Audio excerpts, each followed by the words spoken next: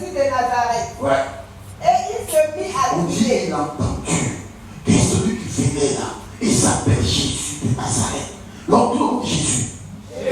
Mon ami, on te parle d'un être qu'on appelle Jésus. Il s'agit de Jésus. Il ne s'agit pas de quelqu'un d'autre. Il s'agit de Jésus. Tu as feu, tu es dans le noir, tu tournes en rond. Rien ne marche. Partout, rien ne marche. Mariage au zéro, travail au zéro, enfant, tout est compliqué. Tout est dans le noir. Mais il te faut trouver l'homme qu'on appelle Jésus. Le jour où tu le croises, si tu l'as croisé, il ne faut pas le dépasser.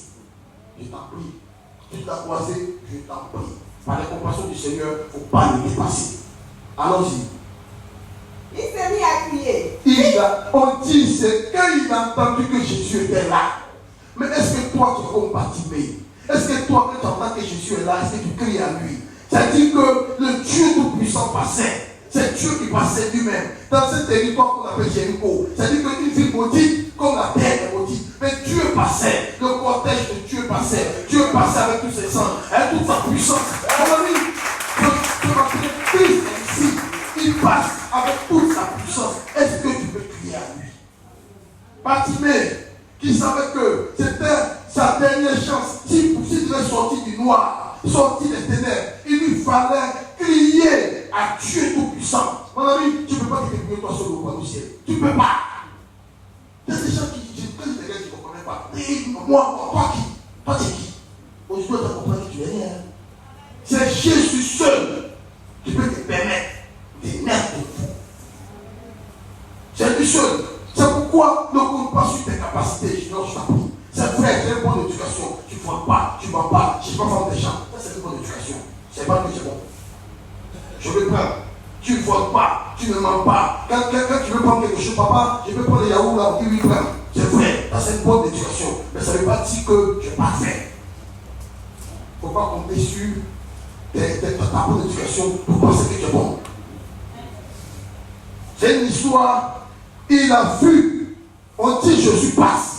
La Bible dit, il a commencé à crier. Quand tu dis, quand tu fais crier, c'est la Bible. Est-ce qu'on peut crier? Est-ce qu'on peut crier si la chose là n'est pas importante? Mais c'est important que tu cries. Tu dis non, mais il s'en fout. Et puis les gens disent non, il ne connaît pas beaucoup. Quoi? Continue. Il s'est mis à crier. Oui. Fils de David, Oui. aie pitié de moi. Comme ça. Oui. Plusieurs le reprenaient. Donc ça veut dire qu'il reconnaît que vis-à-vis de sa situation, il a besoin d'aide. Il a besoin de l'aide de Dieu. Il sait que sans Dieu, c'est ça.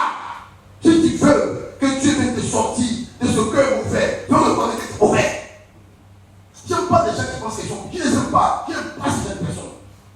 Comment toi tu es bon comment même? Ah, mais ici j'ai des défauts, mais il y a des défauts qui partent. Il faut reconnaître, c'est la moindre des choses. Il faut reconnaître que tu es comme il ne faut pas. D'abord, c'est celui qui sait qu'il n'est pas chaud, qui a besoin d'aide. Mais lui, il pense qu'il est bon. Mais qui t'aide à bon? Tu as crié à Jésus pourquoi? Tu t'aides à bon.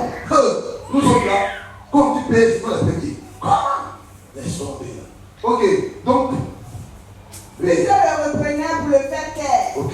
Mais il criait beaucoup plus fort. Fils de David, aie pitié de moi. C'est-à-dire qu'il était sérieux dans son affaire. Il était sérieux. Déterminé à passer de l'autre côté. Il était dans les ténèbres, mais il était déterminé. Dieu dit, si vous me cherchez de tout votre cœur, est-ce que tu cherches l'Éternel de tout ton cœur? Nous, on était ici lundi, on a cherché l'Éternel. Mardi, on a cherché l'Éternel. Mercredi, on a cherché l'Éternel. Jeudi, on a cherché l'Éternel. Vendredi, on a cherché l'Éternel. Hier, je n'ai pas pu venir préparer ce message. Mon ami, toi, tu vas dire qui tu cherches, mais on ne t'a pas vu ici. On n'a pas vu. Peut-être que tu es dans la maison, tu vas chercher. Tant mieux. Mais il cherchait l'Éternel. La preuve, on veut même le calmer et dire qu'on jamais. Lui, il a besoin de Jésus. Il faut que Jésus le fasse passer des ténèbres à la lumière. On a entendu parler de la lumière des sincères. On dit ce qui est né de la poussière est poussière. Mais ce qui est né de l'esprit, avec grand E, il faut regarder l'esprit, l'esprit avec grand E. Esprit. Oui, si tu veux retourner dans les livres de Jean pour aller voir l'esprit, celui qui est né de l'esprit là. C'est l'esprit avec grand E. C'est-à-dire que celui qui est né de Dieu. Donc on dit pour naître de Dieu, il faut croiser l'homme qu'on appelle Jésus. Et voilà Bartimée qui est en train de chercher à croiser l'homme qu'on appelle Jésus. Jésus n'est-il pas Dieu? C'est une question. Jésus, quand il passait par là, s'il est Dieu, il ne savait pas que Bartimée était là aveugle depuis que Bartimée est né. Est-ce que lui, Jésus, il ne savait pas que Bartimée était né aveugle? Il ne savait pas. Mais pourquoi il n'est pas venu directement sur Bartimée? Je dis, mais est-ce que Dieu ne va pas ma situation? Ok, pour rester là-bas à la maison pour dire, est-ce que tu comprends ta situation? Nous, on vient ici pour crier à l'Éternel parce qu'on sait qu'il faut que nous-mêmes on fasse le pas vers lui. Et si quelqu'un me cherche, si quelqu'un me cherche, je ne sais que vous pouvez trouver par lui. Donc, il sait le Dieu tout-puissant, il sait tout. Et même quand Bartimée a crié, même quand Bartimée a une idée de crier, il faut prendre. Mais ça ne suffit pas. Et dis si vous me cherchez de tout mon cœur, est-ce que tu veux être transformé de tout ton cœur? Est-ce que le désir d'être comme Jésus est un désir brûlant dans ton cœur? Donc, allons-y. Verset 49. Oui. Jésus s'arrêta et dit, oui. Appelez-le. Le Dieu tout-puissant dit, appelez-le. Le cortège de Dieu s'est arrêté à cause de quelqu'un qui criait à tue-tête. Il dit à Dieu, j'ai besoin de toi, j'ai besoin de ton aide. Viens à mon secours. Mon Dieu, je t'en prie. Dieu s'est arrêté et dit, appelez-le. Pour expliquer sa parole, il dit, si vous me cherchez de tout votre cœur, je me laisserai trouver par vous. Dès qu'on lui a dit ça, qu'est-ce qu'il appelle Bartimée? Tu l'appelles Bartimée. Oui, alors. Jésus s'arrêta et dit, oui. Appelez-le. Ouais. Ils appelaient l'aveugle en lui disant, prends courage, lève-toi, il t'appelle. L'aveugle, oui, oui. L'aveugle jeta son manteau. Oh, tout le monde jeta son manteau. Non, il faut me suivre. Vous êtes un peu distrait, mais il faut me suivre maintenant. C'est maintenant qu'on rentre dans le message. Tout ce qu'on a dit dans cette introduction. On dit l'aveugle a jeté son manteau. Pour t'asseoir, ma soeur. Le manteau, tout le monde dit le manteau. Dans leur gouvernement, quand tu es aveugle, parce qu'un aveugle, soit tu n'as pas dit que tu ne le connais pas, est-ce qu'il peut savoir qu'il est aveugle? Donc on lui donne un signe distinctif qui est le manteau. Quand tu vois quelqu'un avec ce manteau-là, tu sais qu'il est aveugle. Tu peux l'aider à traverser la route. Tu sais qu'il est aveugle, il n'a pas la capacité de travailler pour nourrir sa famille, donc tu lui donnes des pièces. Quelqu'un me comprend? Donc le manteau en question, c'était son gagne-pain. C'était ça qui lui permettait de vivre au quotidien. C'était le manteau qui lui permettait d'expérimenter la vie quotidienne pour avoir à manger, pour qu'on puisse le faire traverser la route. Quand il y a un trou, quand on le voit, on sait que c'est un aveugle qui ne voit pas le trou. Mais si tu enlèves le manteau là-haut, tu comptes sur quoi, Bartimée? Ou tu t'en vas de ton Jésus, ou tu t'en vas. Si jamais ça ne marche pas, le manteau là, tu l'as jeté au. Quand tu l'as pris, tu as jeté le manteau. Bartimée dit, lui s'en fout. Nous, il sait que où il s'en va, lui n'aura plus besoin du manteau. Oh, je connais que là, c'est là. L'homme qu'on appelle Jésus, est-ce que tu le comprends? Est-ce que tu peux lui faire confiance? Jésus a transformé des vies devant moi. J'ai vu la vie parce que j'ai vu transformer devant moi. On m'a pas dit, moi-même j'étais là, et puis j'ai vu sa vie transformer devant moi. Tu comprends ce que je veux te dire? Jésus transforme des vies. Des zéros, il peut t'amener à un héros. Jésus. Si tu lui fais confiance, si tu lui fais réellement confiance, comme Bartimée, parce que c'est parce que Bartimée lui fait confiance. Mais les gens n'ont pas confiance à Dieu. Ils viennent et ils sont demi-demi. Ils disent, ah non, mais si tu es aussi, depuis j'ai pris, toi t'as pris depuis combien d'années? Tu sais, depuis quand on prie. Toi tu viens d'arriver avant-hier là, que non, depuis j'ai pris. Toi tu pries depuis quand? Toi tu pries depuis quand? Toi tu as commencé à prier depuis quand? Les gens prient au fait. Tu comprends? Et ils sont là, ils trouvent des prétextes.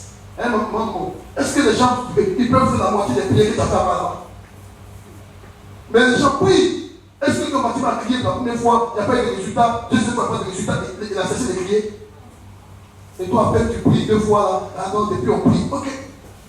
Quelqu'un a dit quelque chose, tu as répondu, il a dit la parole de Dieu. Si tu peux faire confiance à la parole de Dieu, si tu peux croire à la parole de Dieu, tu as tout gagné. Mais si tu dis que mais Dieu a dit, mais toi tu es malade, on dit la Bible dit par les dessus du Seigneur qui guérit. Toi, si tu crois en ça, tu vas finir par avoir la guérison. Mais si toi tu commences à dire oui, mais on dit ça, mais voilà ça mon pied, voilà ça, tu ne crois pas non. Est-ce que ça arrive? C'est toi qui paies. Donc la parole de Dieu, à toi de croire. Tu crois aussi dans ta que tu vis pour que ta situation là, un jour, devienne comme toi tu veux. Il ne faut pas te décourager sur prétexte que parce que ce que tu as dit, la Bible dit, la parole de l'Éternel, elle parcourt toute la terre et l'Éternel ne retourne pas à lui sans qu'elle n'ait accompli ce pourquoi elle est détournée. Donc ça te dit que c'est pas avec toi ça va changer. Si tu as dit que ça marche pour Pierre, c'est que ça marche pour moi. Donc tu pries jusqu'à ce que ça devienne aussi pour toi. Et c'est comme ça que Bartimée, il a jeté le manteau. Donc où il partait là, en tout cas, il savait que c'est parce qu'il avait la foi que Dieu allait faire. Mais sinon le manteau là, c'est le manteau là qui lui permettait de vivre, mais il était fatigué de se débrouiller. Est-ce que toi tu es fatigué de te débrouiller? Est-ce que ce matin tu es fatigué de te débrouiller? Est-ce que tu es fatigué? Est-ce que la vie te pèse les yeux? Tu as fait tout ça, tu as tourné ici, tu as tout fait, mais tu es fatigué. Bartimée était fatigué, il s'est débrouillé. Vraiment, il était fatigué. Il a laissé sa vie de débrouillardise. Il a abandonné son ancienne. Il a abandonné son ancienne vie. C'est ça qu'on appelle la vie de rénonciation, M. Yahoo. Ah oui, si tu veux naître de nouveau, il te faut renoncer à ta vie passée. Avant, tu courais les garçons, tu courais les femmes. Il va falloir que tu arrêtes. Il a d'abord jeté son ancienne vie pour courir vers Christ avant de pouvoir être de nouveau. Mes amis, il n'y a pas de nouvelle naissance sans rénonciation. Il n'y a pas.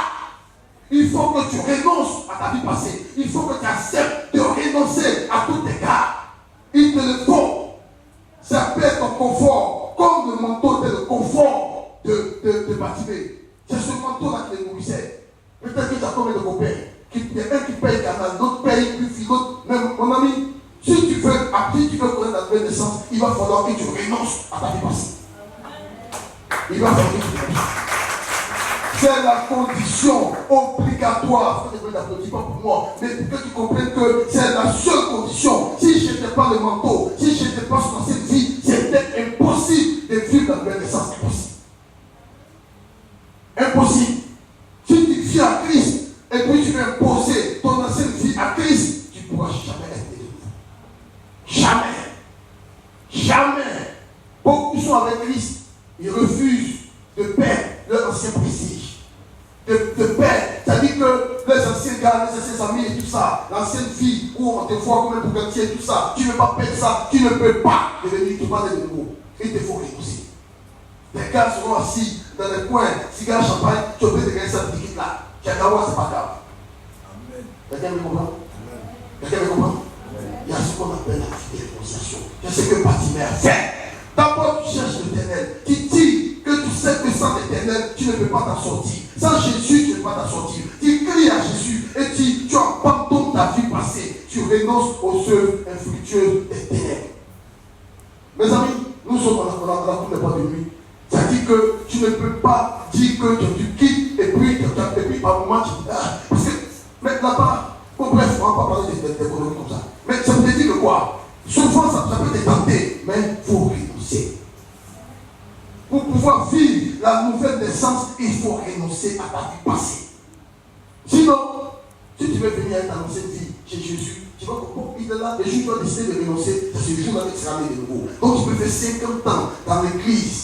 C'est-à-dire qu'en ne cherchant pas à renoncer à ta vie passée, donc sache que depuis que tu n'as pas encore renoncé là, tu es encore pécheresse, tu es encore pécheur, jusqu'à ce qu'un jour tu décides de renoncer, c'est ce jour-là que tu vas connaître ta nouvelle naissance. Quelqu'un veut comprendre? Allons-y, la soeur, il a jeté le manteau, Jésus lui a dit viens, et il a couru, il allait vers Jésus. Qu'est-ce qui s'est passé? La femme jeta son manteau et se levant d'un fond, vint vers Jésus. Et il m'a touché. Qui connaît son nom? L'homme musical connaît sa chanson. Venez chanter ça. Quelque chose s'est passé dans ma vie et il m'a touché. Si vous connaissez, venez chanter, je ne sais pas aussi. Je peux la faire de ma chanson. Il m'a touché. Il m'a touché. Voilà. Jésus.